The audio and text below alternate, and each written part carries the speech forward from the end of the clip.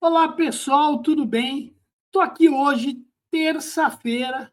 Terça-feira geralmente é o famoso dia dos TBTs, né? Que são recapitular alguma coisa, passar alguma coisa, que relembrar alguma coisa.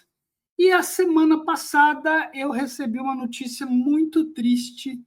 Fiquei sabendo do falecimento de uma personalidade do nosso mercado, uma pessoa fantástica, um grande amigo, Jaime Enquim.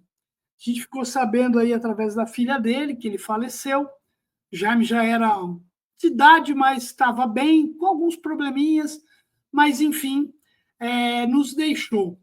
E aí, cara, isso foi uma notícia dolorosa, né? Tanto para mim quanto para todo mundo que conheceu ele, para todo mundo que trabalha nesse mercado, sabe de todo o empenho que ele teve.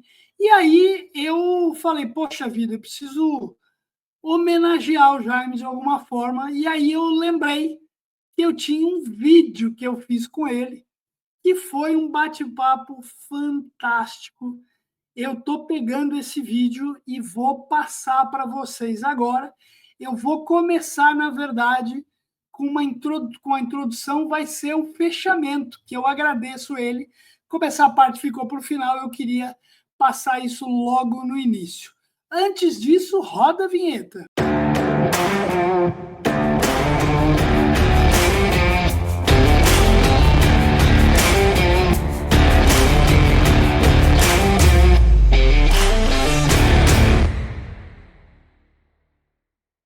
Muito bom. Então, como eu falei, eu vou passar esse vídeo do Jaime e eu queria começar exatamente com a minha despedida para ele.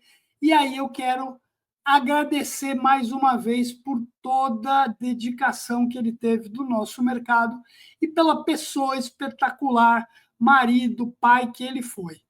Acompanhe aí essa introduçãozinha, depois eu volto aqui. Enfim, Jaime, putz, cara, queria te agradecer, foi excepcional.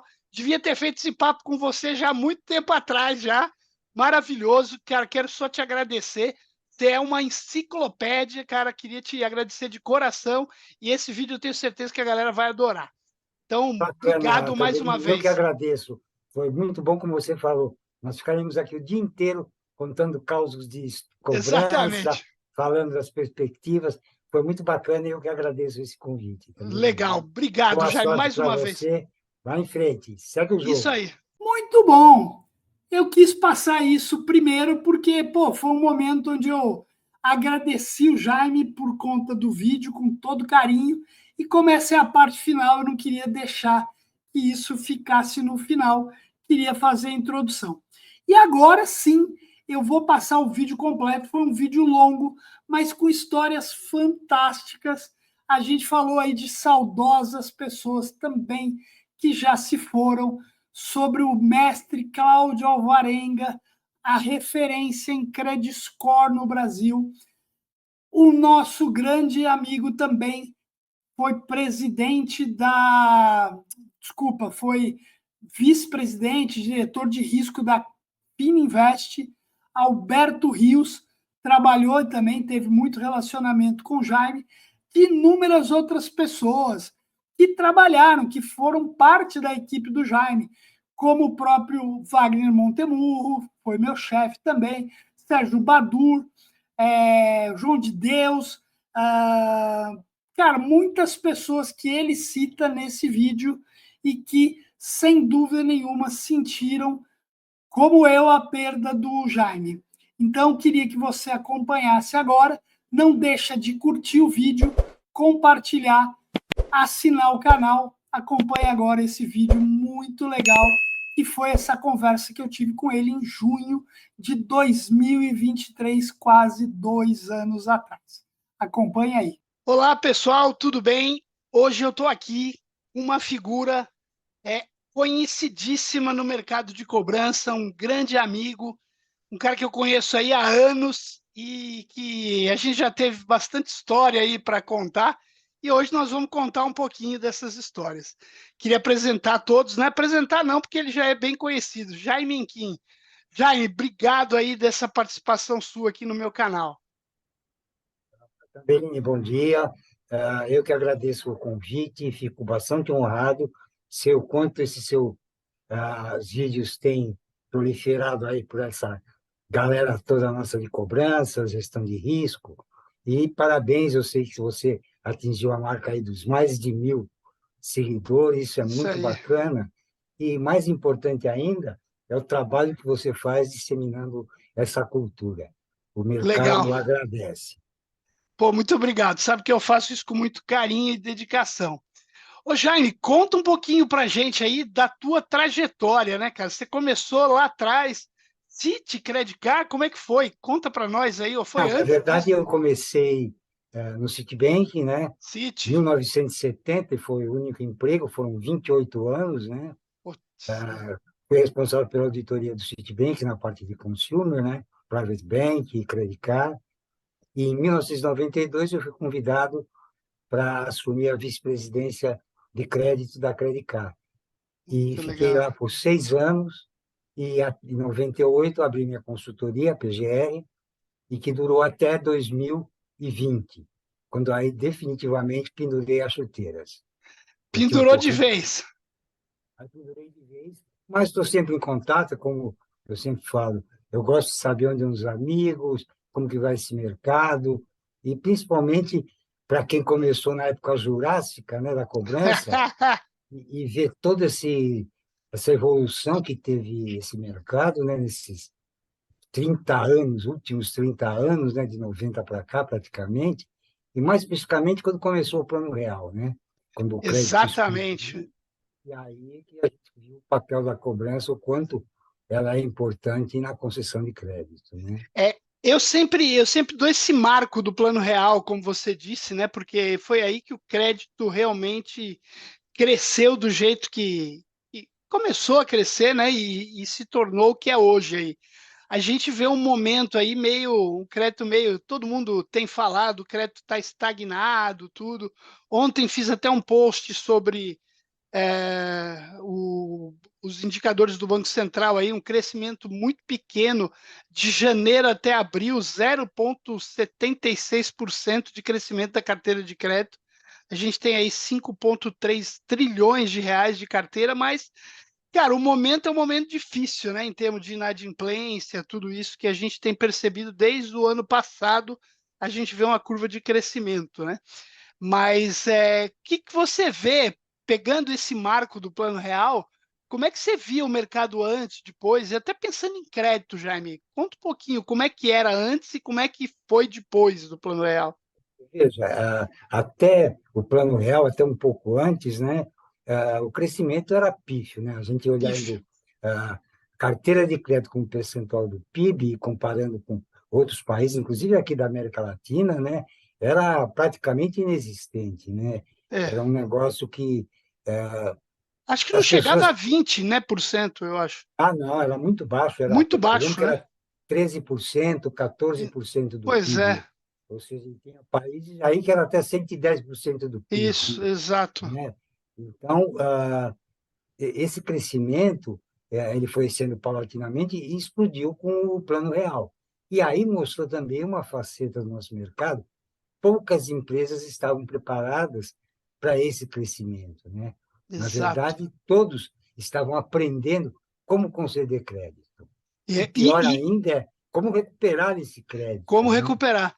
E aí você lá no Citi, né? O Citi com uma grande experiência já de crédito, né? E acho que foi o berço do crédito, das Exatamente. visões do ciclo do crédito, né? Aquele livrinho Risco e Recompensa, o livrinho azul, né?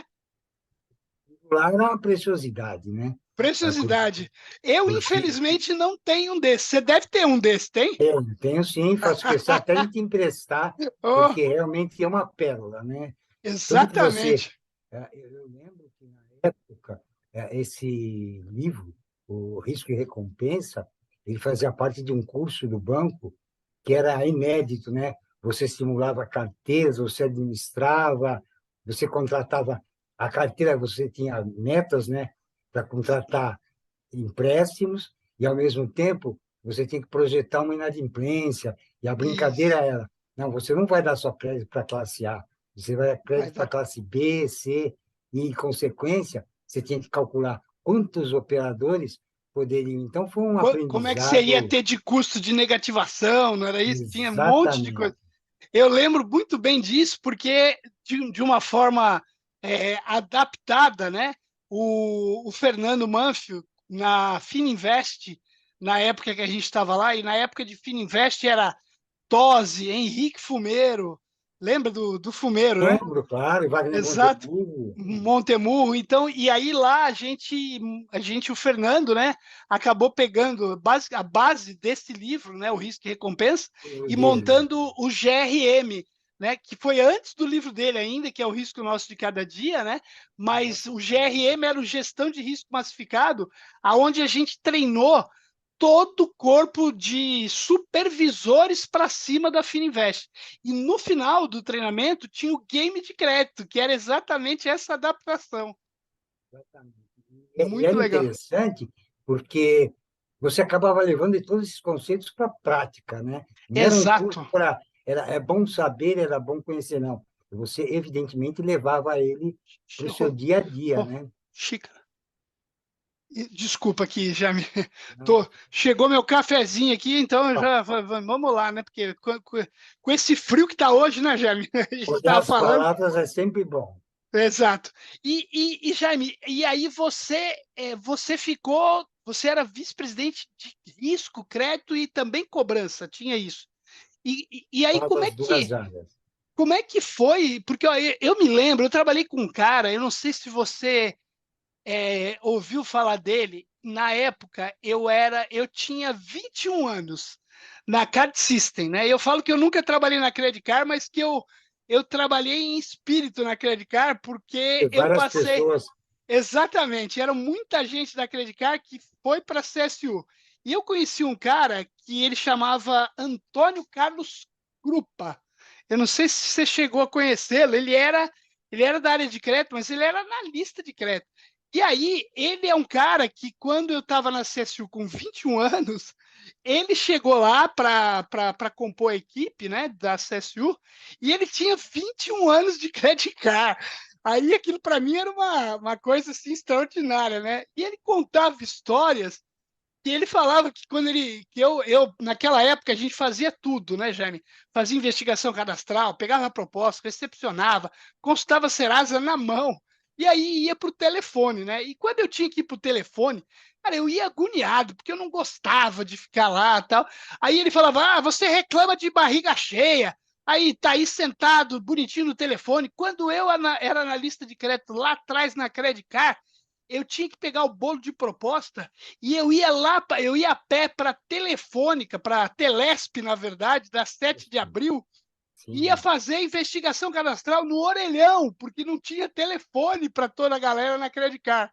Eram os tempos românticos da cobrança, né? Não, tem Exatamente. histórias, Ambelini, que são fantásticas. Por exemplo, eu lembro que quando eu trabalhava na Credicar, primeiro como auditor, né? Uhum. Eu conhecia a área, a empresa inteirinha e me envolvi, acabei Imagina. me envolvendo com todas as pessoas e tinha histórias sobre a cobrança. Tinha uma pessoa que agora eu não consigo lembrar, ele trabalhava na cobrança. E então ele olhava de editais de casamento. Aí dizia assim: Editais? fulano de tal casa-se amanhã na igreja, não sei do quê. O que que ele fazia? Falei, esse cara deve para acreditar.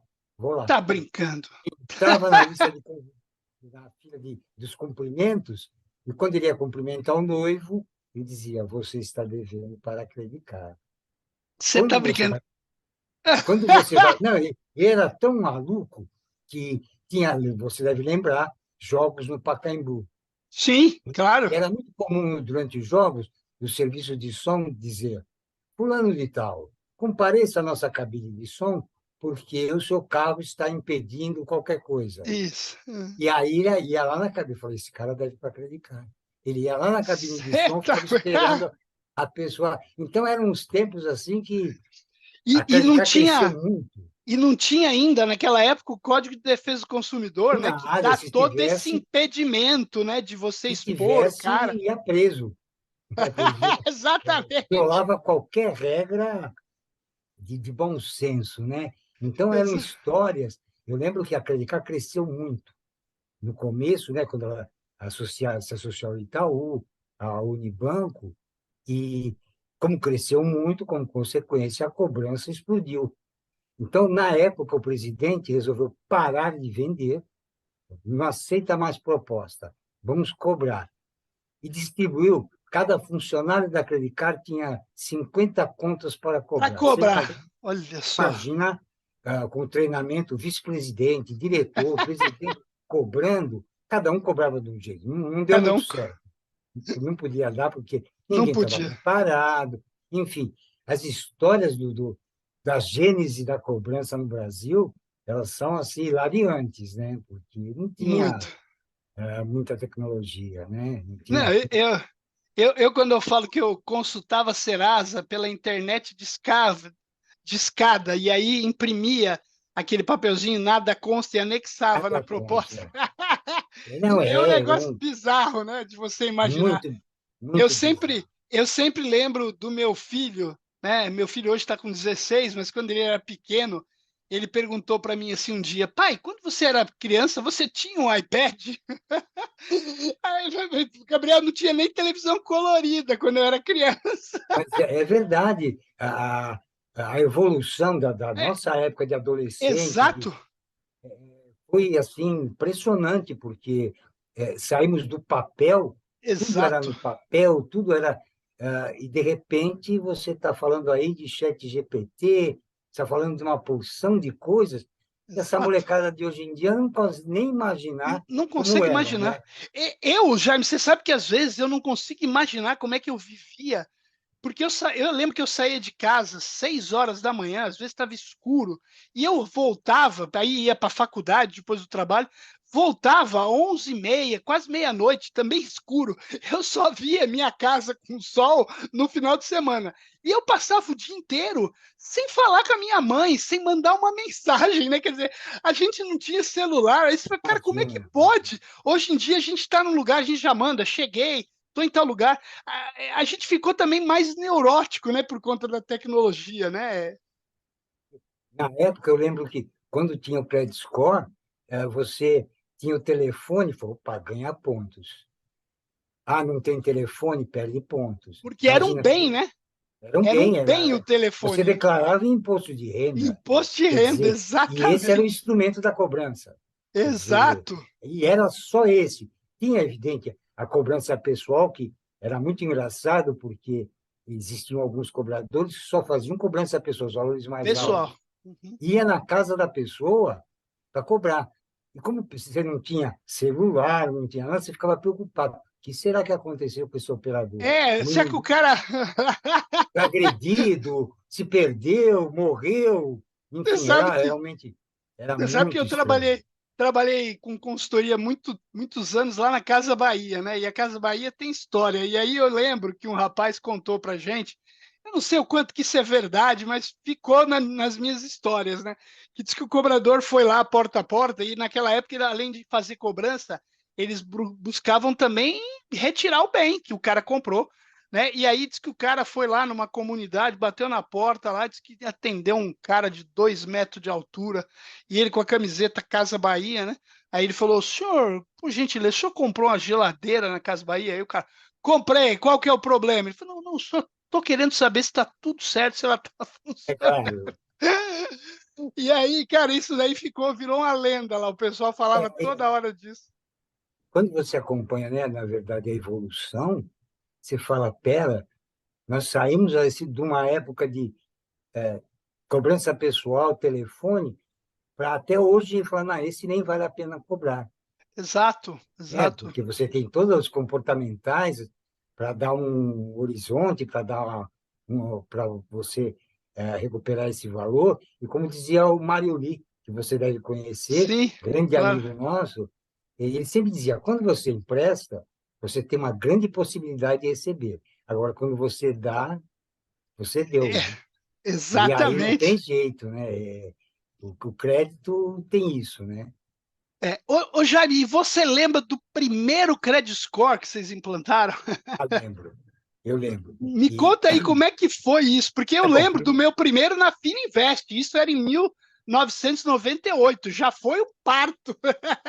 Na Credit Card foi em 1979. Olha só, O grande mestre Alvarenga. Alvarenga, exatamente. Alvarenga foi para os Estados Unidos para entender o Rios, acho que era o diretor da área na época, O Rios, Alberto vice-presidente. Rios, né? Alberto Rios. Exatamente. Tive o prazer de trabalhar com ele também. É uma figura. Figura fantástica também. Exatamente. E pediu para o Alvarenga ir para os Estados Unidos, sentou com o pessoal lá.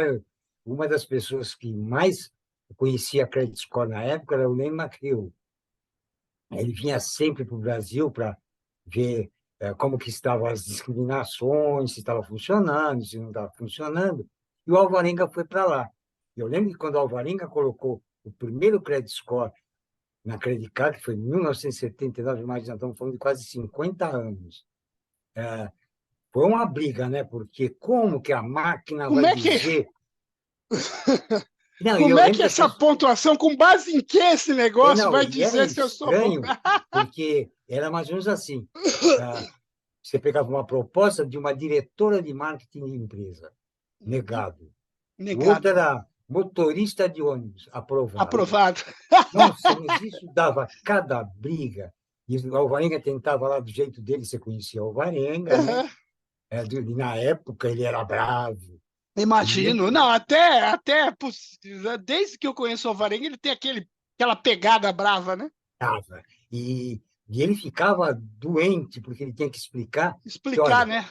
De acordo com o modelo, pessoas que têm este perfil costumam se tornar inadimplentes, causam mais risco. Não, mas ela é uma diretora de marketing, de uma classe social. Não pode.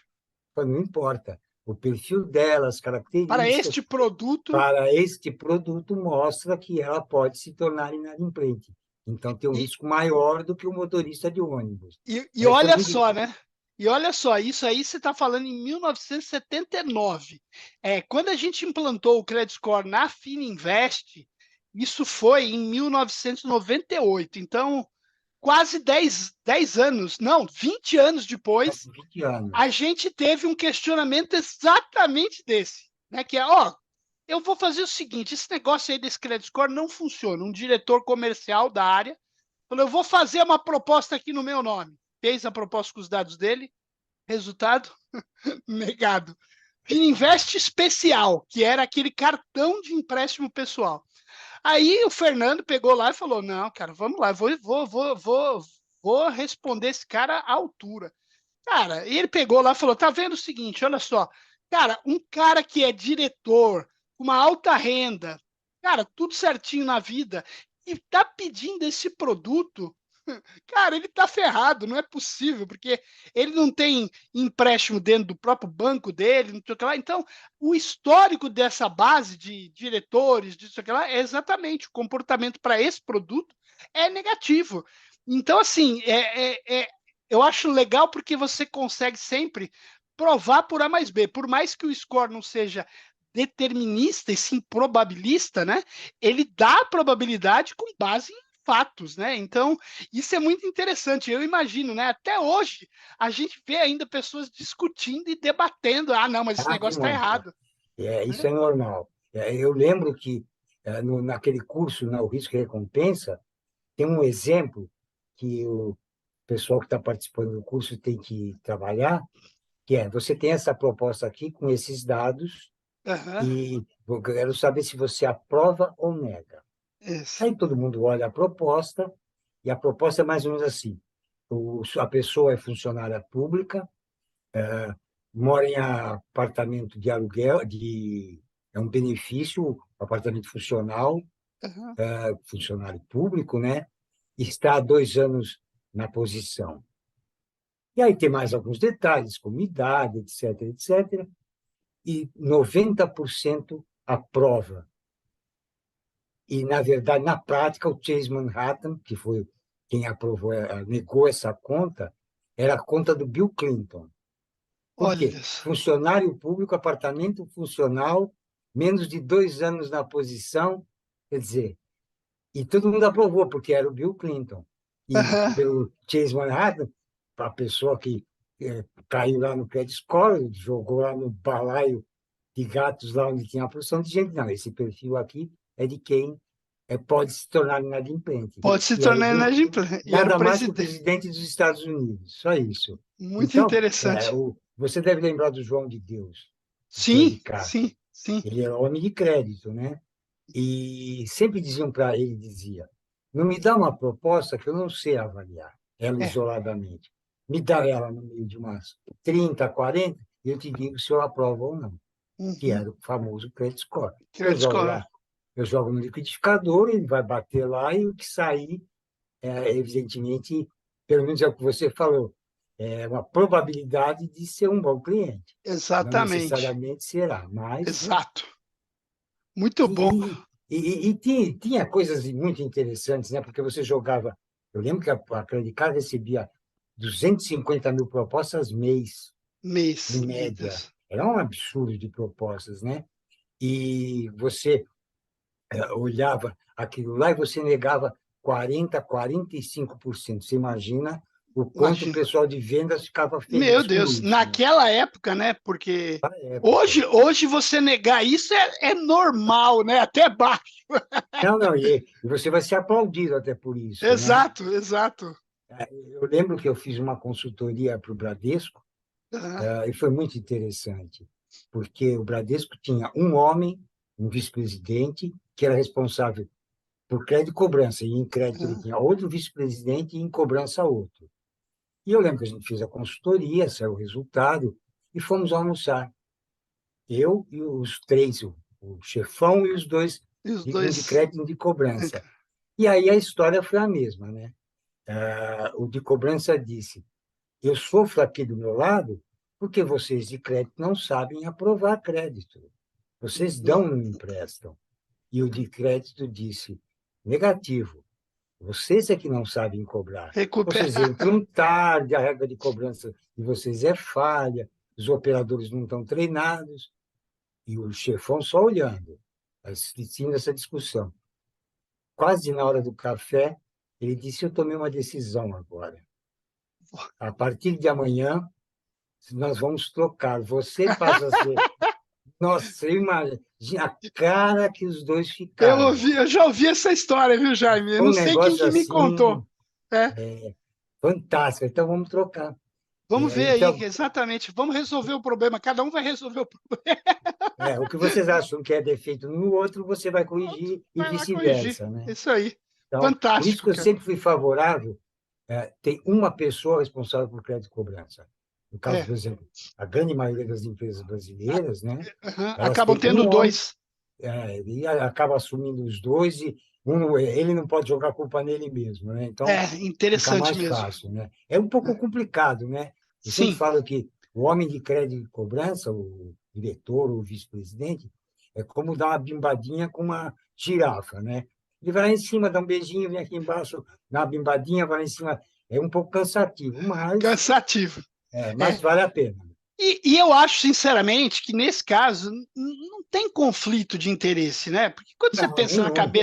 na cabeça de gestor de risco, o cara não vai aprovar menos porque ele vai querer cobrar Exatamente. menos, Essa entendeu? é isso também. Essa sempre foi a Exato. discussão. A Não, discussão era, pera, se ele cuida dos dois, para não perder, porque a perda de crédito vai cair embaixo das é, costas dele, ele vai aprovar menos. Não, ele tem interesse eu, também, evidente, que exato, o exato. crédito seja dado.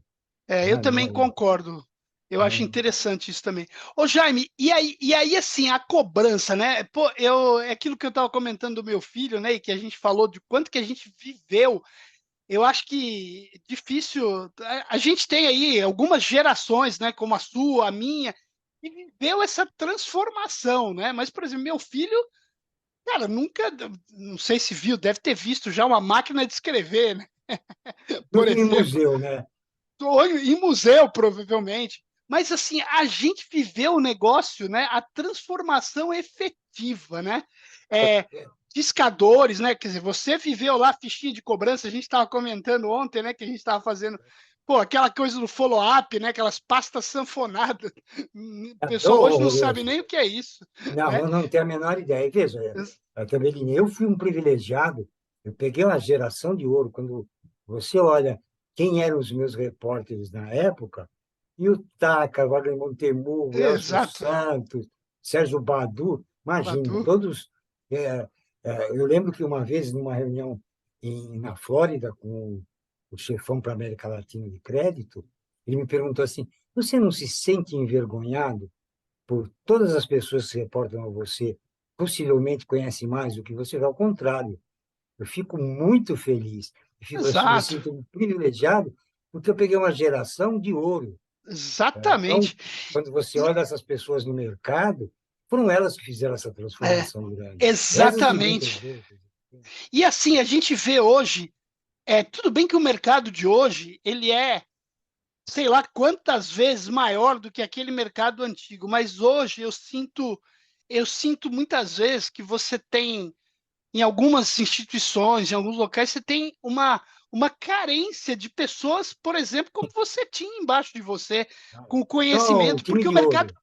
o mercado cresceu muito, e aí você teve aceleração, pessoas que tiveram que se adaptar, que entrar e ingressar em determinados segmentos sem muita base, inclusive, né? E o instrumental que foi colocado à disposição foi muito grande, né? Como você Exato. mencionou, os discadores, né? No começo era só discador, depois era discador preditivo, É, um Falcon que prevenia fraudes. Quer dizer, você foi tendo tantos instrumentos, e eu acho que quando eu olho a cobrança de antigamente, que era a do tempo romântico, que era mais na garra do que no conhecimento, né? Quando você olha isso, você fala, pera, também tem uma coisa errada. Entraram tantas tecnologias, mas esse pessoal foi treinado para isso. exatamente, exatamente. Eu lembro que você entrevistou, acho que há umas 2 semanas, a Daisy Blanco, Sim, e ela é uma especialista em exato. cobrança, né? Quer dizer, essa parte é que eu ainda acho que falta para as empresas. E eu acho, tem um negócio que eu costumo dizer, que às vezes você concorda, né?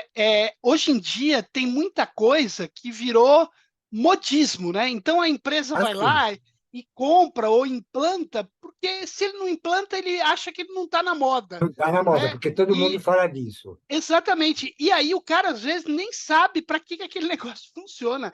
Eu já Mas, vi empresa que tem um volume de PAs muito pequeno e uma operação até que não é para isso e que foi lá e comprou um discador automático. Aí ele não sabe como é que implanta, porque o negócio não funciona, né? aí o Então resultado não aparece, não evidente. aparece. Aí ele bota a culpa no discador. Né? Eu já vi muita gente implantando ferramentas, sistemas de cobrança aí grandes de mercado e depois de um tempo falando mal da ferramenta, e não tem nada a ver com a ferramenta, tem a ver com o processo, da forma que implantou. Eu nunca me esqueço que eu fui numa empresa e aí o cara, eu perguntei qual sistema que ele tinha, ele me falou o sistema, aí eu falei, eu gosto muito desse sistema. Aí ele falou assim, é bom, mas só que não faz renegociação de dívida. Eu falei, opa, como assim? Não faz Como? renegociação de dívida? Ele falou, não faz do jeito que eu quero fazer. Aí eu, aí eu fiz aquela pergunta que eu costumo dizer que a gente faz muito quando é criança, e aí os pais da gente dá tanta bronca na gente, pede para parar. Pá, você faz, que é o porquê, né? Pô, você só pergunta por quê, para de falar por quê. E aí a gente é tão pressionado, o pai e a mãe da gente briga tanto que a gente desaprende a perguntar por quê. E eu aí perguntei para ele, mas por que você faz desse jeito? Aí foi duro. Aí o cara virou, ué, mas eu sempre fiz assim, né? Que é a síndrome da Gabriela, né? Eu nasci assim, você sempre assim. Aí eu falei, cara, mas peraí, ele faz de um jeito que é o jeito, cara, que é o jeito do mercado. Por que você faz renegociação de dívida desse jeito que você está me falando? Aí o cara não sabia me dizer. Eu Você falei, então, espera da ferramenta uma coisa que a ferramenta não é e, capaz de e fazer, não foi projetada para isso, né? exatamente. E você sabe, Jaime, que a maioria das empresas, quando vai buscar uma ferramenta de cobrança, faz lá uma RFP com um monte de questionário, aí escolhe a empresa que foi mais aderente àquele questionário. Aí, na hora de implantar, esquece a RFP e quer fazer o que ele faz já dentro de casa. Então, quer dizer, não vai dar certo. Né? Não, eu acho que você tem toda a razão também, porque é exatamente isso, é modismo. Então, quando você olha algumas empresas, fala, mas ela tem tudo. Ela comprou tudo que tinha no mercado. e o resultado não aparece. Não aparece. Não foram treinadas, compraram aplicativos que não necessariamente elas precisavam. Precisavam. Então, hoje, quando eu olho toda essa parafernália à disposição, que, evidente, não existia antigamente, me chama a atenção as áreas de planejamento de cobrança dessas empresas. Exato. Eu acho que elas são muito fracas no sentido de, bom, com esse instrumento eu posso usar essa estratégia, posso fazer isso, a minha régua muda, eu não preciso desse outro aplicativo aqui. Essa área de planejamento é que daria uma diretriz, efetivamente, para a cobrança. E não, vou comprando. Exatamente. Vou comprando E aí o você resultado já não tem. vai aparecer. E aí você já tem uma questão que muitas vezes, e essa a gente falou muito, eu lembro que isso era ponto, cara, praticamente em todas as consultorias que a gente fez na época de Go On, que é assim, cara, eu não posso ter planejamento junto com operação, porque operação come planejamento, eu não posso, eu tenho que ter uma atividade separada, seja numa função básica de um analista que vai olhar e vai tentar, né? Porque se for junto, não dá, eu faço operação, eu não vou ficar fazendo planejamento nunca. E isso é um dos primeiros problemas, né? E aí a gente vê o quanto que essa evolução toda que a gente teve, né? Que é fantástica, mas naquela época, cara, você tinha que fazer o feijão com arroz, né? Porque não tinha, e o feijão com arroz era bem feito, né? E eu acho que hoje em dia você tem aí inúmeras, eu vou chamar de muletas, né? Que é tecnologia, Para suportar a informação. operação. Só que aí acaba sendo realmente mal utilizada, como você falou. E eu acho que o grande desafio hoje é você efetivamente ser inteligente para a cobrança, né? Você Não, ter. essa é a diferença. É, Eu fiz no banco tinha um negócio chamado Business Review. E você era convidado para fazer uma auditoria de crédito em outros países. Eu tive a oportunidade, a felicidade de fazer em fazer. alguns países. E eu, por acaso, tive mais felicidade ainda de fazer uma revisão de crédito no US Bank Cards, que é o maior emissor de cartão de crédito do mundo, que era o Citibank na época, né? E isso em que E país? nos Estados Unidos. Nos Estados Unidos mesmo. Tá. E aí, nós fomos para lá, um grupo, né, de várias pessoas de outros países, e era muito interessante porque, naquela época, eu estou falando isso de 25 anos atrás, 30 anos atrás, eles tinham equipes, lá, é claro, tudo grandioso, né? Então, tinha Sim. um time que cuidava de 1 a 30, outro grupo cuidava de 31 a 60, e assim até perdas, né? Mas para cada faixa de atraso, eles tinham uma estratégia. E, ao mesmo tempo, tinha um outro grupo, que era o desafiante, com outra estratégia. Quando fechava o mês e olhava os resultados, falava assim, a estratégia do time B foi melhor. Automaticamente, a do Ela time mudava, e é assim virava em a todas campeã, as né? faixas. Nós estamos falando de 30 anos atrás. Então, que é o famoso Champion Challenge, né? E que a gente vê Exatamente. que Então, cobrança, toda vez que me perguntam que é melhor, eu falo, depende, tem que testar, não é isso? é isso, testar, testar, testar. É aí que Exatamente, você consegue chegar mais próximo do melhor resultado. exatamente. Muito Você bom. consegue otimizar recursos e recuperar valores, né? Exatamente. Ô, Jaime, e assim, uma coisa que me vem, né? A gente teve essa evolução toda do lado da cobrança, né? De quem cobra. Cara, quando a gente pensa no inadimplente, esse inadimplente, a gente tem um país hoje que sem inflação, né? Pelo menos sem uma inflação galopante como a gente tinha antigamente, com crédito acessível.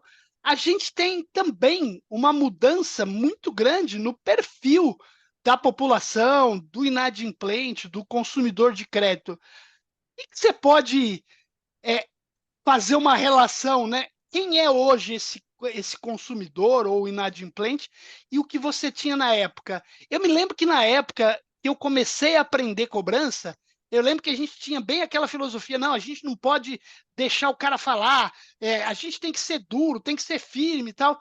E hoje eu percebo que a gente continua querendo ser assim, mas hoje eu preciso ouvir muito mais o inadimplente. Como é que você vê essa mudança do consumidor também nesses anos todos?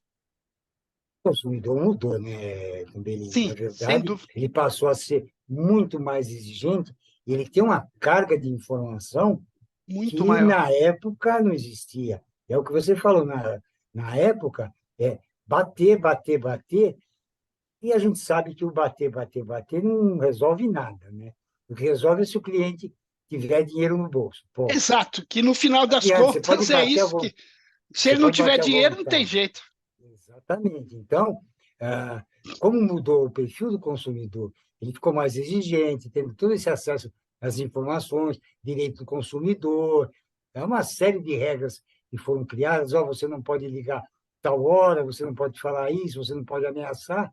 Então, hoje, o devedor ele tem muito mais consciência dos direitos dele do que na época. Eu lembro que eu fiz um artigo falando dos primórdios da cobrança, e na época, e isso meu pai me contava sempre, existia a figura do Coringa. O Coringa era o cobrador. Ele ia na porta do devedor e fazia um maior carnaval, um maior banzé para receber o dinheiro. E a vizinhança inteira ficava sabendo que ali morava um devedor. Você imagina nos dias de hoje alguém fazer Exato, isso, né? não tem Então, condição. eu acho que você tem que se adaptar aos tempos.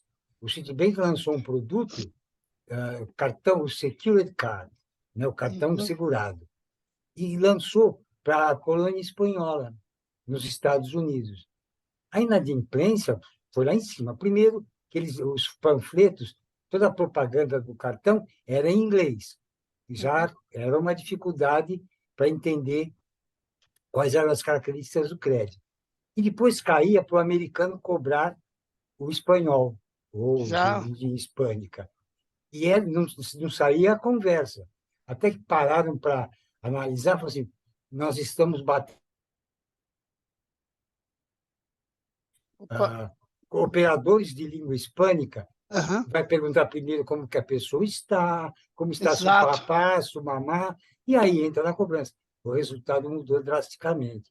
Ou É, seja, você tem que se adaptar aos tempos, né? aos tempos e ao perfil, né, E ao principalmente. perfil do devedor, Exato, exatamente. muito Mudou bom. muito. Isso é bom, né, Tambelino? Isso Sim, sem dúvida. Pode, pode. dá uma segurança maior de que você está fazendo a coisa certa, que você está olhando o perfil e, dadas essas características, você faz o approach, o contato de uma forma muito mais adequada, né? E não troglodita, né? Exatamente. Ô, Jaime, e assim, a gente falou aqui do primeiro credit score, tal, modelos de cobrança que permitiam a gente entender propensão, tal, isso já é um pouco, não vou dizer mais recente, mas um pouco menos antigo do que o credit score. Estou correto? Assim, correto. Nós estamos falando de behavior score, né? Que é Ou uma collection, ferramenta, né? ou collection score, eu acho que ela é uma ferramenta fantástica, né? Porque a partir do momento que você define os perfis alto risco, médio risco, baixo risco, você vai mais ou menos na mosca, né? Ou seja, você tem uma população muito grande para cobrar e você separa e fala assim, esse grupo aqui é mais difícil, população mais difícil de cobrar, eu vou fazer uma estratégia diferente. Agora, esses aqui eu vou atacar prioritariamente, enfim, são instrumentos que não são novos, né? E Eles não estão só, não só cobrar antecipado, como fazer ofertas diferenciadas, né? diferenciadas, você pode, com base num behavior score alto, baixo risco, perfil bom e baixo risco, você vai ofertar mais um cartão de crédito, um empréstimo pessoal, e com base nesses perfis, você vai aumentando a sua carteira e diminuindo de modo drástico até o seu risco, né? Então, eu acho Legal. que esses dois instrumentos, eles vieram, eu diria até que eles são muito mais úteis do que o próprio credit score. Pois é, exatamente. É um Muito bom. negócio curioso, né? Porque você normalmente dá o crédito com base no credit score, mas o behavior ele é muito mais completo, né? É, exatamente.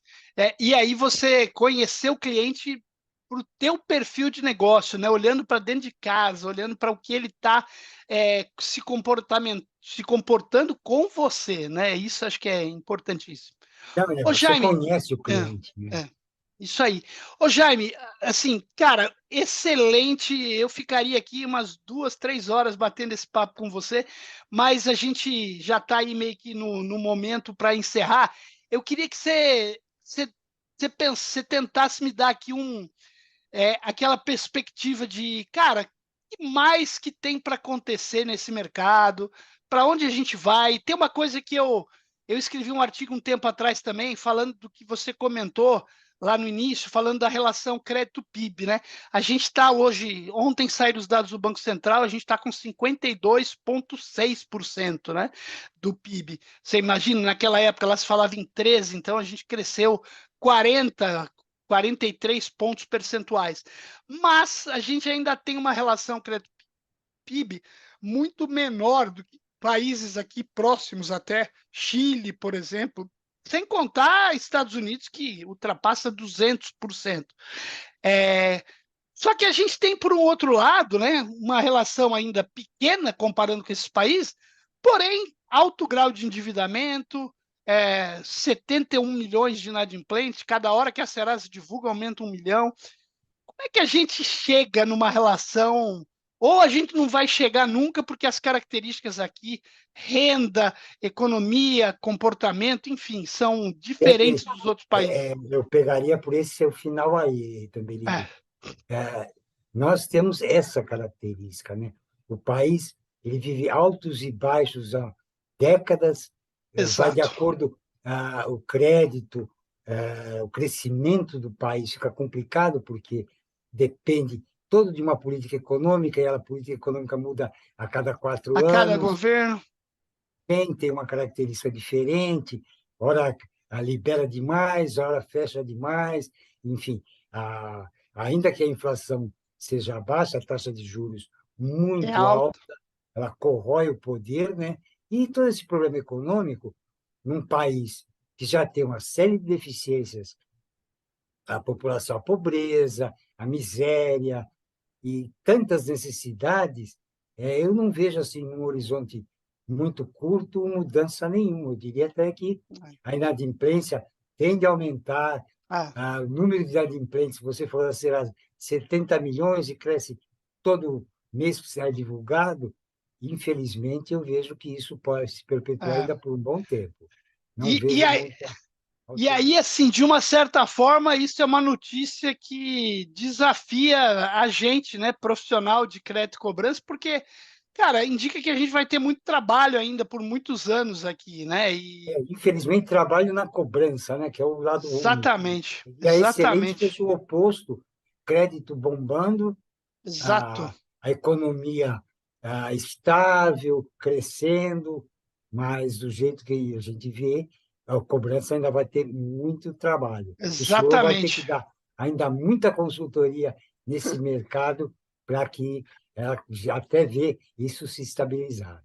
Você sabe que o povo fala assim: você trabalha com cobrança, você quer mais e que a inadimplência exploda. Não, de jeito nenhum.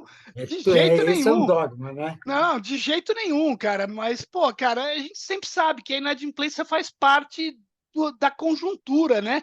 Existem vários motivos. Você pode ter o crédito mal dado, a manutenção mal feita, o planejamento, o próprio momento econômico, político, as causas naturais. Inadimplência vai existir sempre, né? Não vai nunca ter inadimplência zero. Então, faz parte isso. Porque se fosse zero, a O taxa de ganho, juros seria zero também, né? Aí exatamente. compensa, não diria, né? Exatamente. E aí também ninguém ganhava dinheiro, né? Porque é a história do risco e recompensa. A gente tem que achar aquele momento onde o risco é o máximo, onde eu ganho o máximo também, né? Porque depois daquilo eu começo a perder dinheiro, né? Com mais risco. Muito bom. E é isso, galera. Eu espero que vocês tenham chegado até aqui, porque o vídeo é um vídeo muito agradável, um bate-papo fantástico que eu tive o prazer de ter com o Jaime. Queria mais uma vez dizer, Jaime, aonde for que você esteja agora, fique com Deus, descanse em paz. Obrigado pela amizade, obrigado por tudo que você fez e ajudou a construir nesse nosso mercado. Obrigado, um grande abraço para toda a família e até a próxima, galera.